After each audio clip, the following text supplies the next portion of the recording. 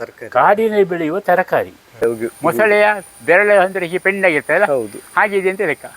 ಸುಂದರವಾಗಿ ಉಂಟು, ಹಾಗೆ ಸುಂದರಿ ಬಾಳೆ ಅಂತ ಹೆಸರು. ಹೌದು ಸರ್. ಇದೆಲ್ಲ ಕಾಫಿ ಗಿಡ ಎರಡು ರಬ್ಬರ್ನ ಮಧ್ಯದಲ್ಲಿ ನಾವೀಗ ಅವರು ಚಂದ್ರಶೇಖರ್ ಅವರ ಮಾರ್ಗದರ್ಶನದಲ್ಲಿ ಮಾಡೋದು. ಬೆಳೆದ 250 ನಾನು ರಬ್ಬರ್ನ ಮಧ್ಯದಲ್ಲಿ ನಟ್ಟಿದ್ದೇನೆ.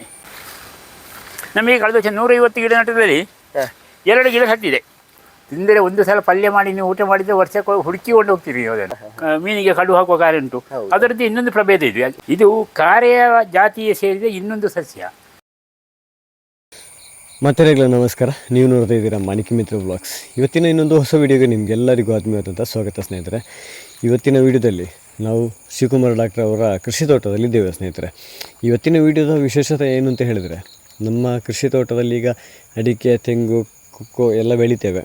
ನಮ್ಮ ಈ ದಕ್ಷಿಣ ಕನ್ನಡ ಜಿಲ್ಲೆಯಲ್ಲಿ ಕಾಫಿ ಕೃಷಿ ಆಗ್ತದೆ, ಅದನ್ನು ಹೇಗೆ ನಿರ್ವಹಣೆ ಮಾಡುವಂಥದ್ದು, ಅದರ ಮತ್ತು ಆನಂತರ ಕಾಫಿ ನಾವು ಗಿಡ ಬೆಳೆದು ಅದರಲ್ಲಿ ಕಾಫಿ ಬೀಜಗಳಾಗಿ ಆನಂತರ ಅದನ್ನು ಕೊಯ್ಯುವಂಥ ಪ್ರೊಸೀಜರ್ ಹೇಗೆ, ಅದು ಕೊಯ್ಯುವುದು ಕೂಡ ಕಷ್ಟ ಅಲ್ವಾ, ಒಂದೊಂದೇ ಕೊಯ್ಯಬೇಕಲ್ವ. ಸೊ ಹೀಗೇ ಕಾಫಿ ಕೃಷಿಯ ಬಗ್ಗೆ ಒಂದಷ್ಟು ಮಾಹಿತಿಗಳ ಶಿವಕುಮಾರ್ ಡಾಕ್ಟರ್ ಅವರ ಹತ್ರ ಕೆಲವೊಂದು ಮಾಹಿತಿಗಳನ್ನು ಪಡ್ಕೊಂಡು ಹಾಗೆ ಕೃಷಿ ತೋಟವನ್ನು ಒಂದು ಸಲ ನೋಡಿಕೊಂಡು ಬರುವ ಸ್ನೇಹಿತರೆ. ಇದು ಯಾವ ಗಿಡ ಸರ್? ಇದು ಅಡ್ಕಾರೆ ಅಂತ ಹೇಳ್ತಾರೆ ತುಳುವಿನಲ್ಲಿ. ಅಡ್ಕಾರೆ ಅಂತ, ಕಾರೆಯ ಹಾಗೆ ಇರುವ ಇನ್ನೊಂದು ಅಡ್ಕದಲ್ಲಿ ಬೆಳೆಯುವಂಥ ಅಡ್ಕಾರೆ. ನಮ್ಮದ ಭಾಷೆಯಲ್ಲೆಲ್ಲ ಅಡ್ಕ ಬಾಳೆ ಅಂತ ಹೇಳ್ತೇವೆ ನಾವು. ಬಾಳೆ ಅಲ್ಲ ಇದು, ಬಾಳೆಗೂ ಇದಕ್ಕೂ ಸಂಬಂಧ ಇಲ್ಲ. ಇದು ಕಾರೆಯ ಜಾತಿಗೆ ಸೇರಿದ ಇನ್ನೊಂದು ಸಸ್ಯ. ಈ ಪೇಟೆಯಲ್ಲೆಲ್ಲ ನೀವು ನೋಡಿರ್ಬೋದು, ಸ್ವಲ್ಪ ಅಂಬಟೆಯಿಂದ ಸ್ವಲ್ಪ ದೊಡ್ಡ ಕಾಯಿ, ಇಟ್ಟು ಕಾಯಿ, ಅಡಿಕೆ ಹಾಗಿರೋದು, ಹಸಿ ಅಡಿಕೆ ಹಾಗಿರೋದು ಇರ್ತದೆ. ಕಾರೆಕಾಯಿಯ ಒಳಗೆ ಇದ್ದ ಹಾಗೆ ಇದರಲ್ಲಿ ಇರ್ತದೆ. ಇದರಲ್ಲಿ ತುಂಬ ಮುಳ್ಳುಗುಂಡು ಉಂಟು. ಭಾರಿ ಒಳ್ಳೆಯ ಒಂದು ತರಕಾರಿ ಇದು, ಕಾಡಿನಲ್ಲಿ ಬೆಳೆಯುವ ತರಕಾರಿ. ಈಗ ಸ್ವಲ್ಪ ನಶಿಸಿ ಹೋದಂಥದ್ದು, ನಾವು ಮತ್ತೆ ಬೆಳೆಸಬೇಕಾಗಿ ನನ್ನ ಅಕ್ಕನ ಮನೆಯಲ್ಲಿ ಮರ ಉಂಟು, ಅಲ್ಲಿಂದೊಂದು ಗಿಡವನ್ನು ಮಾಡಿ ತಗೊಂಡು ಬಂದದ್ದು ಬಳಪದ ಬದಿಯಲ್ಲಿದ್ದು. ನಮ್ಮ ಊರಲ್ಲಿ ಕೂಡ ಯಥೇಚ್ಛವಾಗಿತ್ತು. ನಾವು ಸಂದಿರುವಾಗ ನಾವು ಇದಂತೆ ನೋಡಿದ್ದೇವೆ. ಪಲ್ಯ ಎಲ್ಲ ಭಾರಿ ಚೆನ್ನಾಗಿ ಆಗ್ತದೆ. ಏನು ಪುತ್ತೂರು ಪೇಟೆಯಲ್ಲೆಲ್ಲ ಏನು ಮಾರುವವರಿದ್ದಾರೆ ಕೆಲವರು. ಇದರ ಅನುಭವ ಇದ್ದವ ವರ್ಷಕ್ಕೆ ಹೋಗಿ ಅದನ್ನು ಹುಡುಕಿ ತಗೊಂಡು ಬರ್ತಾರೆ. ಇದು ಕಾಡು ಉತ್ಪತ್ತಿ, ಕಾಡು ಉತ್ಪತ್ತಿ, ಕಾಡಿನಲ್ಲಿ ಬೆಳೆಯುವ ಗಿಡ. ಅಡಕ ಬಾರಿಕಾಯಿ ಅಂತ ಹೇಳ್ತಾರೆ ಕೆಲವರು, ಅಡಕ್ಕಾರೆ ಅಂತ ಹೇಳ್ತಾರೆ. ಇದು ಬಹಳ ಒಂದು ವಿಶೇಷವಾದ ಗಿಡ. ಇದೆಷ್ಟು ಸಮಯ ಆಗಬೇಕು ಒಂದು ಗಿಡ? ಒಂದು 3 ವರ್ಷದಲ್ಲಿ ಫಸಲು ಶುರುವಾಗ್ತದೆ. 3 ವರ್ಷದಲ್ಲಿ. ಅದು ಹೇಗೆ ಕೈ ಸ್ವಲ್ಪ ಚೊಗರು ಉಂಟು ಅದಕ್ಕೆ. ಅದನ್ನು ಕೊರೆದು ಬಿಟ್ಟು ಅದನ್ನು ನೀರು ಹಾಕಿ ಬೇಯಿಸಿ ಅದನ್ನು ನೀರು ತೆಗೆದು ಮತ್ತೆ ಪಲ್ಯ ಮಾಡಬೇಕು. ಅದು ಭಾರಿ ಒಂದು ರುಚಿಯಾದ ವಸ್ತು. ಇದರಲ್ಲಿ ಕಬ್ಬಿಣದ ಅಂಶ ಯಥೇಷ್ಟವಾಗಿದೆ. ಸಾಧಾರಣ ಇದೇ ಸಮಯದಲ್ಲಿ ಕರ್ಕಾಟಕ ಮಾಸ ಜುಲೈಯಲ್ಲಿ ಆಟಿ ತಿಂಗಳಿನಲ್ಲೆಲ್ಲ ಇದನ್ನು ಕಾಯಿ ಬೇಕಾದಷ್ಟು ಸಿಗ್ತದೆ. ಮೊದಲು ಬೇಕಾದಷ್ಟು ಸಿಗ್ತಿತ್ತು. ಈಗ ನಮ್ಮ ಒಂದು ನಶಿಸುತ್ತಿರುವುದನ್ನು ಒಂದು ಸ್ವಲ್ಪ ಬೆಳೆಸುವ, ಮುಂದಿನ ತಲೆಮಾರಿಗೆ ಹೋಗಲಿ ಅಂತ ಹೇಳೋ ಉದ್ದೇಶದಿಂದ ತಂದದ್ದು. ಈಗ ಇದನ್ನು ನಡಬೇಕಾಗಿದೆ ನಮಗೆ. ಬೇರೆ ಗಿಡ ಇಲ್ಲ, ಒಂದೇ ಗಿಡ ಸಿಕ್ಕಿದ್ದು ನನಗೆ. ನಾನು 2 ವರ್ಷ ಆಯ್ತೇನೆ ಬುಕ್ ಮಾಡಿ. ಸಿಗುವುದಿಲ್ಲ. ಸ್ವಲ್ಪ ಪುನರ್ಪುಲ್ಯ ಎಲೆ ಎಲ್ಲ ಆಗಿದೆ. ಈ ಕಾರೆ ಉಂಟಲ್ಲ, ಕಾರೆಕಾಯಿ ಅಂತ, ಮೀನಿಗೆ ಕಡು ಹಾಕುವ ಕಾರೆ ಉಂಟು, ಅದರದ್ದು ಇನ್ನೊಂದು ಪ್ರಭೇದ ಇದೆ. ನಿಜವಾಗಿ ಬಹಳ ಉತ್ತಮ ಗಿಡ, ಬಹಳ ಉತ್ತಮ ವಸ್ತು. ತಿಂದರೆ ಒಂದು ಸಲ ಪಲ್ಯ ಮಾಡಿ ನೀವು ಊಟ ಮಾಡಿದರೆ ವರ್ಷಕ್ಕೆ ಹುಡುಕಿಕೊಂಡು ಹೋಗ್ತೀರಿ ಅದನ್ನು. ಅಂಥ ವಸ್ತು ಇದು. ಕಲೆಕ್ಷನ್ ಗಿಡ ಯಾರಿಗೂ ಮುಂದಿನ ಜನರೇಷನ್ಗೆ ಗೊತ್ತಾಗಬೇಕು ಅಂತ ಇದು. ಖಂಡಿತ. ಇದರ ಬೀಜದಿಂದಲೇ ಮತ್ತೆ ಪುನಃ ಗಿಡ ಆಗ್ತದೆ. ಬೇರು ಹೋದ್ರಿಂದ ಬೇರಿನಿಂದ ಹುಟ್ಟಿದ ಗಿಡ ಭಾಳ ಒಳ್ಳೆ. ಇದು ಬೇರಿನಿಂದ ಹುಟ್ಟಿದ ಗಿಡ. ಬೀಜ ಬಿದ್ದು ಗಿಡ ಆಗೋದು ಕಡಿಮೆ. ಅದೇ ಬೇರು ಹೋದಲ್ಲಿ ಬೇರಿನಿಂದ ಕಸಿ ಮಾಡಿದ ಗಿಡ ಇದು. ಇದು ನನ್ನ ಅಕ್ಕನ ಮಗ ಮಾಡಿ ನನಗೆ ಕೊಟ್ಟದ್ದು. ಅವನು 2 ವರ್ಷದಿಂದ ನಾನು ಬುಕ್ ಮಾಡಿದ್ದೆ. ಒಂದು ಗಿಡ ನನಗೆ ಮಾಡಿಕೊಡ್ಬೇಕು ಮಾರ ಅಂತ, ಹಾಗೆ ಮಾಡಿಕೊಟ್ಟಿದ್ದಾನೆ. Super sir. ನಮಗೆ ತಿಲ್ಲಿಗೆ ಕಾರೆ ಇದು ಅಡಕಾರಿ ತರುವುದು ಕೂಡ ನಾವು ಅಲ್ಲಿಂದಲೇ, ಬೇರೆ ಎಲ್ಲಿಗೆ ಸಿಗೋದಿಲ್ಲ ನಮಗೆ ಇಲ್ಲಿ. ಅದೇ ಒರಿಜಿನಲ್ ಬುಡ ಇದು, ಬಹಳ ಒರಿಜಿನಲ್ ಬುಡ. ಈಗ ಇಲ್ಲೆಲ್ಲ ನಾವು ಸಣ್ಣ ಸಣ್ಣ ಗಿಡಗಳನ್ನು ನೋಡ್ತಾ ಇದ್ದೇವೆ ಸರ್. ಇದೆಲ್ಲ ಕಾಫಿ ಗಿಡ? ಇದೆಲ್ಲ ಕಾಫಿ ಗಿಡಗಳು. ಸ್ವಲ್ಪ ಇತ್ತಲಾಗಿ ಬನ್ನಿ ನೀವು. ನಾನು ನಿಮಗೆ ಈ ವರ್ಷದ ಗಿಡ, ಕಳೆದ ವರ್ಷದ ಗಿಡ ಎಲ್ಲವನ್ನು ತೋರಿಸ್ತೇನೆ. 10 ತಾರೀಕಿಂದ 15 ತಾರೀಕಿನ ಮಧ್ಯೆ ನಟ್ಟದ್ದು. ಕಳೆದ ತಿಂಗಳ? ಹೌದು, ಜುಲೈ. ಕಾರ ತಿಂಗಳು ತರ್ತಾರೆ. ಕಾರ್ ತಿಂಗಳು. ಆಗ ಕೊನೆಗೆ ಅಂದರೆ ಜುಲೈ ತಿಂಗಳು 10ರಿಂದ 15 ನಂತರ ಆಟಿ ಬಂತು. ಹಾಗೆ ನಡಲಿಲ್ಲ. ಮತ್ತೆ ಇನ್ನು ಸ್ವಲ್ಪ ನಡಿಗೆ ರೆಡಿ ಉಂಟು. ಹಾಗೆ ಇದನ್ನು ನಟ್ಟಿದ್ದೇವೆ. ಇದು ಈ ವರ್ಷ ನಟ್ಟದ್ದು. ನಿಮಗೆ ಕಳೆದ ವರ್ಷ ನಟ್ಟ ಗಿಡಗಳನ್ನು ತೋರಿಸ್ತೇನೆ ನಾನು ಸ್ವಲ್ಪ. ಅದು ನಡುವ ಡಿಸ್ಟೆನ್ಸ್ ಎಷ್ಟು? ನಾನು 8 ಫೀಟ್ ದೂರಕ್ಕೆ ನಟ್ಟಿದ್ದೇನೆ. 8 ಫೀಟ್ ದೂರಕ್ಕೆ ಅಡಿಕೆ ತೋಟದ ಮಧ್ಯೆ ನಟ್ಟದ್ದು. ಇದು ಕಳೆದ ವರ್ಷ ನಾನು 150 ಗಿಡ ನಟ್ಟಿದ್ದೇನೆ. ಇಲ್ಲಿ ತೋರಿಸ್ತೇನೆ ಸರ್. ಇದು ಕಳೆದ ವರ್ಷ ನಟ್ಟ ಗಿಡ. ಅದು ಸೀಸನ್ನಲ್ಲಿ ಕಳೆದ ವರ್ಷ ನಾನು ಕೊನೆಗೆ ಡಿಸೆಂಬರ್ನಲ್ಲಿ ನಟ್ಟದ್ದು. ಡಿಸೆಂಬರ್ ಜನವರಿಯಲ್ಲಿ ನಟ್ಟದ್ದು. ಒಂದು ವರ್ಷ ಆಗುತ್ತೆ ಒಂದು ವರ್ಷ ಆಗಲಿಲ್ಲ. ಡಿಸೆಂಬರ್ ಜನವರಿಯಲ್ಲಿ ನಟ್ಟದ್ದು. ಡಿಸೆಂಬರಲ್ಲಿ ನಡಬೇಕು ಅಂತ ಗೈಸಿದ್ದು ಆಗಲಿಲ್ಲ. ಜನವರಿ ನೋಡಿ, ಇದು ಕಳೆದ ವರ್ಷದ ಗಿಡ. ಕಳೆದ ವರ್ಷ 150 ಗಿಡ ನಟ್ಟಿದ್ದೇನೆ. ಈ ವರ್ಷ ಒಂದು 300 ಗಿಡ ನಟ್ಟಿದ್ದೇನೆ. 150 ಗಿಡ ಒಟ್ಟಿಗೆ 50 ಗಿಡ ಅಡಿಕೆ ತೋಟದ ಮಧ್ಯೆ ನಟ್ಟಿದ್ದೇನೆ. ಬಳಿದ 250 ನಾನು ರಬ್ಬರ್ನ ಮಧ್ಯೆ ನಟ್ಟಿದ್ದೇನೆ. ತೋರಿಸ್ತೇನೆ ನಿಮಗೆ. ಅದು ಚೆನ್ನಾಗಿ ಬರ್ತದೆ ನಮ್ಮಲ್ಲಿ. ನಾನು ಬೇರೆ ಕಡೆಯಲ್ಲಿ ನೋಡಿ ತಂದು ನಟ್ಟದ್ದು. ಇದು ಫಸಲು ಸಿಗಬೇಕಾದ್ರೆ ಎಷ್ಟು ವರ್ಷ ಬೇಕು ಸರ್? ಇನ್ನು ಬರುವ ವರ್ಷ ಬರ್ತದೆ. ನೋಡಿ, ಇದು ನೀವು ಇದನ್ನು ತೋರಿಸಿದ್ರು, ಇದು ಸ್ವಲ್ಪ ಎತ್ತರ ಆಯ್ತು ಹೇಳಿದ್ದು, ಗೆಲ್ಲು ಬರಲಿಲ್ಲ. ಹೌದು, ಇದನ್ನು ಕಟ್ ಮಾಡಬೇಕು ನಾವು. ಕೊಡಿ. ಕಟ್ ಮಾಡಿದೆ ನಾನು. ಸ್ವಲ್ಪ ಏನೋ ತೀರಿಗೆ ಏನೋ ರೋಗ ಬಂತು, ಇನ್ನೆಲ್ಲ ಬರ್ತದೆ, ಇನ್ನು ಕ್ಲೀನ್ ಆಗ್ತದೆ. ಇನ್ನು ಕ್ಲೀನ್ ಆಗ್ತದೆ. ಇತ್ತ ಇದೆ ನೋಡಿ, ತೋರಿಸ್ತೇನೆ ನೋಡಿ. ಇದು ಸರಿ ಬಂದಿದೆ. ಕಳೆದ ವರ್ಷ ಜನವರಿಯಲ್ಲಿ ನೆಟ್ಟ ಗಿಡ ಇದು. ಒಳ್ಳೆ ಚಿಗುರು ಆಗಿ ನೋಡಿ, ಇದು ಕಳೆದ ವರ್ಷ ಜನವರಿ ನೆಟ್ಟದ್ದು. ಇದೆಲ್ಲ ಗಿಡ ಎಲ್ಲಿಂದ ಸರ್? ಇದು ಕಳೆದ ವರ್ಷ ನಾನು ಮಡಿಕೇರಿಯಿಂದ ತಂದದ್ದು. ಈ ವರ್ಷ ಚಿಕ್ಕಮಗಳೂರಿನಿಂದ ನಾವು ಹೋಗಿ ಒಬ್ಬರು ಉತ್ತಮ ಪ್ರಗತಿಪರ ಕೃಷಿಕರು ಚಂದ್ರಶೇಖರ್ ಲಿಂಬಗುಂಡ ಅಂತ ಇದ್ದಾರೆ, ಕಳಸ ಪಕ್ಕ. ಅವರಲ್ಲಿ ಹೋಗಿ ನಾನು, ನನ್ನ ಭಾವಮೈದ ಮತ್ತು ನಮ್ಮ ಒಬ್ಬರು ಮಿತ್ರರು 3 ಮಂದಿ ಹೋದೆವು. ಹೋಗಿ ಅಲ್ಲಿ ನೋಡಿ ಅವರ ತೋಟದಲ್ಲಿ ಒಂದು ದಿವಸ ಇದ್ದು ಅದರ ಬಗ್ಗೆ ಅಧ್ಯಯನ ಮಾಡಿ ಅಲ್ಲಿಂದ ಅವ್ರಿಗೂ ಕೈಯಿಂದ ಹಣ್ಣು ತಗೊಂಡು ಬಂದು ನನ್ನ ಭಾವ ಸಿ ವಿ ಸುಬ್ರಹ್ಮಣ್ಯ ಅಂತ ನೆಟ್ಟಾರ ಬಳಿ ಇದ್ದಾರೆ, ಅವರು ಗಿಡ ಮಾಡಿದರು. ಅವ್ರೊಂದು 10,000 ಗಿಡ ಮಾಡಿದ್ದಾರೆ ಈ ವರ್ಷ. ಈ ವರ್ಷ ನೆಟ್ಟದ್ದು ಅವರ ಗಿಡಗಳನ್ನು ನಾನು 350 ಗಿಡ ಈ ವರ್ಷ ನಟ್ಟಿದ್ದೇನೆ. ಅವರು ಸಾಧಾರಣ ಒಂದು 10,000 ಗಿಡ ಮಾಡಿದ್ದಾರೆ. ಅಲ್ಲಿಂದ ಹಣ್ಣು ತಂದು ಮಾಡಿದ್ದು. ರೋಬಸ್ಟ್ ಒಳ್ಳೆ ವೆರೈಟಿ ಮಾಡಿದ್ದೇವೆ. ಬಹಳ ಒಳ್ಳೆಯ ಕೃಷಿಕರು ಅಲ್ಲಿದ್ದವರು, ಚಂದ್ರಶೇಖರರು. ಅವರ ಸಜೆಷನ್ ತಗೊಂಡು ನಾವೀಗ ಇದೇ ಕೃಷಿ ಮಾಡ್ತಾ ಇರೋದು. ಈಗ ನಮ್ಮಲ್ಲಿ ಇದು ಬೆಳೆದು ದೊಡ್ಡದಾದ ಮೇಲೆ ಕೊಯ್ಲಿಕ್ಕೆ ಕಷ್ಟ ಅಲ್ಲ ಸರ್? ಕೊಯ್ಲಿಕ್ಕೆ ಕಷ್ಟ ಏನಿಲ್ಲ. ನಮ್ಮ ವೀಡ್ ಮ್ಯಾಟ್ ಉಂಟಲ್ಲ, ಇದನ್ನು ಇದರ ಅಡಿಯಲ್ಲಿ ಹಾಕಬೇಕು. ಕೊಯ್ದು ಹಾಕೋದು ವೀಡ್ ಮ್ಯಾಟಿಗೆ. ಅದನ್ನು ತಗೊಳ್ಳೋದು, ಗೋಣಿ ತುಂಬಿಸಿ ತರೋದು, ಮತ್ತೊಂದು ಕಡೆ ವಾಪಸ್ ವೀಡ್ ಮ್ಯಾಟ್ ಹಾಕೋದು, ಕೊಯ್ದು ಹಾಕೋದು, ಉರುಂಬಿ ಹಾಕೋದು. ಅದಕ್ಕೆ ಉರುಂಬುನಿ ಅಂತ ಹೇಳ್ತಾರೆ. ಎಲ್ಲ ತೆಗೆದು ಹಾಕೋದು, ಮತ್ತೆ ಅದನ್ನು ತೆಕ್ಕೊಳ್ಳೋದು, ಮತ್ತೊಂದು ಕಡೆಗೆ ಹೋಗೋದು. ಇದು ಬಹಳ ಸುಲಭ ಮೆಥಡ್. ನಾವು ಅಲ್ಲಿ ನೋಡಿದ್ದು ಅದನ್ನು ಕೂಡ. ಅದೇ, ಅದು ಒಳ್ಳೆ ಇದೆಯಾ? ಎಲ್ಲ ಕಳೆದ ವರ್ಷದ ಗಿಡಗಳು ನೋಡಿ. ಗೊಬ್ಬರ ಏನಾದರೂ ಹಾಕ್ತೀರಾ ಸರ್? ಗೊಬ್ಬರ ಇದಕ್ಕೆ ಹಾಕಿದ್ದೇವೆ ನಾವು. ಹಟ್ಟಿ ಗೊಬ್ಬರ ಹಾಕಿದ್ದೇವೆ. ಮತ್ತು ಸ್ವಲ್ಪ NPK, ಅಲ್ಲಿ ನೈಟ್ರೋಜನ್ ಮತ್ತು ಫಾಸ್ಫರಸ್ ಬೇಕಾಗ್ತದೆ. ಈಗ ಪೊಟ್ಯಾಶ್ ಬೇಕಾಗುವುದಿಲ್ಲ. ಇನ್ನು ಬರುವ ವರ್ಷದ ನಂತರ ಪೊಟ್ಯಾಶ್ ಹಾಕಿ ಸಾಕೊಂತ ಇರ್ತಾರೆ. ಮತ್ತು ಕ್ಯಾಲ್ಸಿಯಂ ಕೊಡಬೇಕಾಗ್ತದೆ ಇದಕ್ಕೆ ಸ್ವಲ್ಪ ಗಟ್ಟಿ ಬೆಳಿ ಕ್ಯಾಲ್ಸಿಯಂ.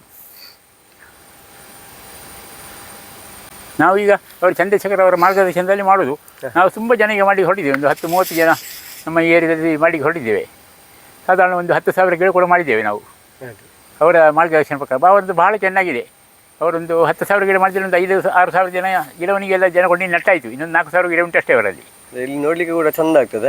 ಅಲ್ಲಿಂದ ಒಂದು ಲೈನಲ್ಲಿ ನೆಟ್ಟುಕೊಂಡು ಬಂದಿದೆ. ಹೌದು, 8 ಫೀಟ್ ದೂರ ನೋಡಿ. ಅವರು 6 ಫೀಟಿಗೆ ಒಂದು ನಡ್ಬೋದು ಅಂತ ಹೇಳಿದ್ದು. ಅದ ಕಾರಣ ನಾನು ಇಂಟರ್ ಕ್ರಾಪ್ ಆದ ಕಾರಣ 8 ಫೀಟಿಗೆ ಹಾಕಬೇಕಂತ ಕೇಳಿದೆ ಅವರಲ್ಲಿ. ಆಯ್ತು ಅಂದರೆ ನೀವು 8 ಫೀಟಿಗೆ ಹಾಕಿ ಸರ್ ಅಂತ ಇದ್ದರು ಅವರು. ಹಾಗೆ 8 ಫೀಟಿಗೆ ಒಂದು ಹಾಕಿದ್ದೇವೆ. ಈಗ ನಮ್ಮ ಲೆಕ್ಕದಲ್ಲಿ ಇದರಲ್ಲಿ ಈಲ್ಡ್ ಬರ್ಬೋದು. ನಮ್ಮ ಅಭಿಪ್ರಾಯ ಪ್ರಕಾರ ಅಟ್ಲೀಸ್ಟ್ ಒಂದು ಗಿಡದಲ್ಲಿ 2 kg ಫಸಲು ಬರ್ಬೋದು ಅಂತ ನಮ್ಮ ಒಂದು ನಿರೀಕ್ಷೆಯಲ್ಲಿದ್ದೇವೆ. ನಾವೊಂದು 500 ಗಿಡ ಹಾಕಿದರೆ 1,000 kg ಅಂದರೆ 1 ಟನ್ ಆದರೂ ಬರಬೇಕು. ಒಂದು ವ್ಯಾಪಾರಕ್ಕೆ ಬೇಕಾಗಿ ಮಾಡುವಾಗ ನಾವು 10 ಗಿಡ 20 ಗಿಡ 50 ಗಿಡ ಮಾಡಿ ಪ್ರಯೋಜನ ಇಲ್ಲ. ಒಂದು ಟನ್ನು ಅಥವಾ 2 ಟನ್ನು ಇಲ್ಲ ಒಂದು 500 kg ಆದರೂ ಒಬ್ಬ ಮಾಡಿಕೊಟ್ರೆ ಅದಕ್ಕೆ ಬೆಲೆ ಬರ್ತದೆ ನೋಡಿ. ಹಾಗೆ ನಾವು ಮಾಡಲಿಕ್ಕೆ ಹೊರಟದ್ದು. ಇಲ್ಲಿ ಇದೆಲ್ಲ ಹೊಸ ಪ್ರಯೋಗ ಅಲ್ಲ ಸರ್? ಇದು ಹೊಸ ಪ್ರಯೋಗ. ನಮಗೆ ಕಡಿಮೆ ಇದರ ಬಗ್ಗೆ ಮಾಹಿತಿ ಇರುವಂತದ್ದು. ನಮಗೆ ಕೂಡ ಇರೋದು ಕಡಿಮೆ. ನಾವೀಗ ಮಾರ್ಗದರ್ಶನ ತೆಕ್ಕೊಂಡು ಮಾಡೋದು. ಖಂಡಿತ. ನೋಡಿ, ಇದೆಲ್ಲ ಕಳೆದ ವರ್ಷದ ಗಿಡಗಳು. ಈ ಚಂದ ಬಂತು. ನಾನು ಮೊನ್ನೆ ಫೋಟೋ ತೆಗೆದೆಲ್ಲ ಕಳಿಸಿ ಅವರಿಗೆ ಹೇಳಿದರು.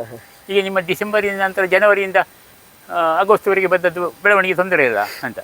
ಅದರಲ್ಲಿ ಬೇರೆ ಬೇರೆ ಜಾತಿಗಳು ಉಂಟು. ಹೌದೌದು. ಅರಾಬಿಕಾ, ರೋಬಸ್ಟಾ ಅಂತೆಲ್ಲ ಬೇರೆ ಬೇರೆ ಜಾತಿಗಳುಂಟು. ಹಾಗೆ ನಾವು ಇದು ರೋಬಸ್ಟಾ ಮಾಡಿದ್ದು. ಈಗ ಹೈಬ್ರಿಡ್ ತಳಿ? ಹೈಬ್ರಿಡ್ ಮುಂದಿನ ಬ್ರಿಡ್ ಅಲ್ಲ. ಮತ್ತು ಇದರಲ್ಲಿ ಈಗ ಇನ್ನೂ ಕೂಡ ಕೆಲವು ಗ್ರಾಫ್ಟೆಡ್ ವೆರೈಟಿ ಬೇರೆ ಎಲ್ಲ ಬಂದಿದೆ. ರೋಗ ಅಟ್ಯಾಕ್ ಆಗುವುದೆಲ್ಲ? ರೋಗ ವಿಶೇಷ ಅಟ್ಯಾಕ್ ಇಲ್ಲ, ಇದಕ್ಕೆ ತೊಂದರೆ ಇಲ್ಲ. ಮಳೆಗಾಲದ ವಿಶೇಷ ಇಲ್ಲ. ಮಳೆಗಾಲದಲ್ಲಿ ಮದ್ದು ಏನಾದರೂ ಸ್ಪ್ರೇ ಮಾಡಿ? ಮತ್ತೊಂದು ಬೋಲ್ಡ್ ಒಂದು ಸಲ ಸ್ಪ್ರೇ ಮಾಡಿದ್ರೆ ಒಳ್ಳೆ ಆಗ್ತದೆ. ಫಂಗಸ್ ಎಲ್ಲ ಬರ್ತಿದ್ರೆ ನಮ್ಮಲ್ಲಿ ವಿಪರೀತ ಮಳೆ ಬಂದಾಗ ತೊಂದರೆ ಆಗೋದಕ್ಕೆ. ಈ ವರ್ಷ ಇಷ್ಟೊಂದು ನಾವೇನು ಮಾಡಲಿಲ್ಲ ಇದಕ್ಕೆ. ಬೇಕಿದೆ ಮಾಡೋದು ಮತ್ತೆ ಬಂದರೆ ಅದು ನೋಡೋದು, ನೆಟ್ಟು ಬೆಳೆಸೋದು ಸರ್. ಅದೇ ಒಳ್ಳೆ ಪ್ರಯತ್ನ ಸರ್. ನಮಗೆ ಕಳೆದ ವರ್ಷ 150 ಗಿಡ ನಟದಲ್ಲಿ 2 ಗಿಡ ಹತ್ತಿದೆ ಅಷ್ಟೇ. ನೋಡಿ, ಒಂದು ಈ ವರ್ಷ ವಾಪಸ್ ರೀಪ್ಲಾಂಟ್ ಮಾಡಿದ್ದೇವೆ. ಅಲ್ಲಿ 2 ಗಿಡ ಹತ್ತದು 150ರಲ್ಲಿ. ಹಾಗೆ ಡೆತ್ ರೇಟ್ ಎಲ್ಲ ತುಂಬ ಇಲ್ಲ ಅಲ್ಲಿ. ಸರ್ವೈವಲ್ ರೇಟ್ ಉಂಟು ಬೇಕಾದಷ್ಟು ಉಂಟು. ಹಾಗೆ ಈ ಸಲ ನಾವು ರಬ್ಬರ್ ನಡೆಯಲ್ಲಿ ಹಾಕಿದ್ದೇವೆ. ಇಲ್ಲಿ ಮೇಲೆ ಅಲ್ಲಿ ಕೂಡ ಆಗ್ತದೆ. ರಬ್ಬರ್ ನಡೆಯಲ್ಲಿ ಈಗ ವಿಶೇಷವಾಗಿ ಏನು ಮಾಡಿ ಹೊರಟಿದ್ದೇವೆ. ರಬ್ಬರ್ನ ನೀರು ಗೊಬ್ಬರ ಎಲ್ಲ ದೇಲಂಪಾಡಿಯಲ್ಲಿ ಒಬ್ಬರು ಮಾಡಿದ್ದಾರೆ. ಅದನ್ನು ನಾನು ನೋಡಿ ಬಂದಿದ್ದೇನೆ. ಅವರ ಮಾಡಿದ ರೀತಿಯಲ್ಲೇ ನಾವು ಮಾಡ್ತಾ ಇರೋದು ಈಗ. ಅದಕ್ಕೆ ನೀರೆಲ್ಲ ಸರ್? ನೀರು ಇಲ್ಲಿ ಕೆಳಗೆ ಒಂದು 4 ಸಾಲಿನಲ್ಲಿ ನೀರು ಹಾಕಿದರೆ ಆಗ್ಬೋದು ಅಂತ ನಟ್ಟಿದ್ದೇನೆ ನೋಡಿ.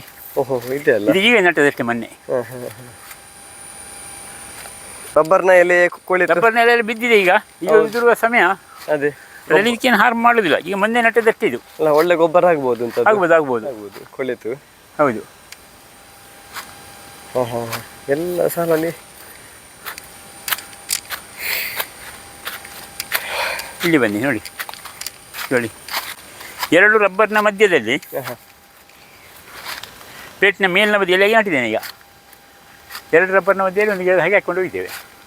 10 ಫೀಟ್ ದೂರದಲ್ಲಿ ಬರ್ತದೆ. ಇದರಿಂದಲೇ ಒಂದು ಹೀಗೆ ಓರೆ ಆಗುವ 6 ಫೀಟ್ ಆಗ್ತದೆ. 10 ಫೀಟು ಗಿಡದಿಂದ ಗಿಡ ಕೊಂಟು ಈಗ ಓರೆ ಒಂದು 6 ಫೀಟ್ ದೂರದಲ್ಲಿ ಬರ್ತದೆ. ಅಲ್ಲಿಂದ ಒಂದು 6 ಫೀಟ್ ದೂರ ಬರ್ತದೆ. ಅಲ್ಲಿ ವಾಪಸ್ ಆಗಿದೆ ಈ ಥರ ಈಗ ಹಾಕಿದ್ದೇವೆ. ಇದು ನಮ್ಮದೊಂದು ಪ್ರಯೋಗ. ಆಗಲಿ, ಎಲ್ಲರಿಗೊಂದು ಸ್ಫೂರ್ತಿ ಸರ್. ಖಂಡಿತ ಆಗಲಿ. ಈ ರೀತಿ ಕೂಡ ಒಂದು ಇದನ್ನು ಇಂಪ್ರೂವ್ಮೆಂಟ್ ಮಾಡ್ಬೋದಲ್ವ ಅಂತ. ಹೌದು, ಒಂದು ಹೊಸ ಆಲೋಚನೆ ಅದು. ಮಾಡ್ಬೋದು.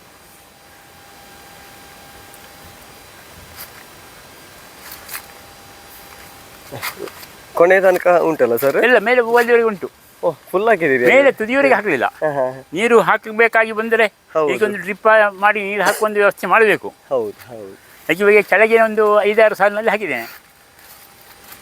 ಇಲ್ಲಿ ಒಂದು 200-250 ಗಿಡದಲ್ಲಿ ಹಾಕಿದ್ದೇನೆ ರಬ್ಬರಲ್ಲಿ. ಹೌದು, ಇನ್ನೊಂದು ಸ್ವಲ್ಪ ಹಾಕಬೇಕು ಅಂತ ಉಂಟು. ಇದರ ಗುರುತಾಗಿ ಬೇಕಾಗಿ 2 ಕೋಲು ಹಾಕ್ತಾ ಹೋಗಿದ್ದೇವೆ ಹೊರದಿಂದಕ್ಕೂ. ಹೌದು, ಒಂದು ಸ್ವಲ್ಪ ಗಿಡ ದೊಡ್ಡದಾಗುವ ತನಕ ಬೇಕಾಗ್ತದೆ ಇದಕ್ಕೆ. ಇದಕ್ಕೆ ಪ್ರಾಣಿಗಳ ಉಪದ್ರ ಏನಾದರೂ ಉಂಟು ಸರ್? ಗಿಡಕ್ಕೆ ಏನು ಬರಲಿಲ್ಲ. ಹಂದಿ ಎಲ್ಲ ಬಂದರೆ ತೊಂದರೆ ಆಗ್ಬೋದು. ಅದೇ ಅಂದರೆ ಬೇಸಿಗೆಕಾಲದಲ್ಲಿ ಎಲ್ಲೆಲ್ಲ ಹೀಟ್ ಆಗ್ತದೆ ಸ್ವಲ್ಪ?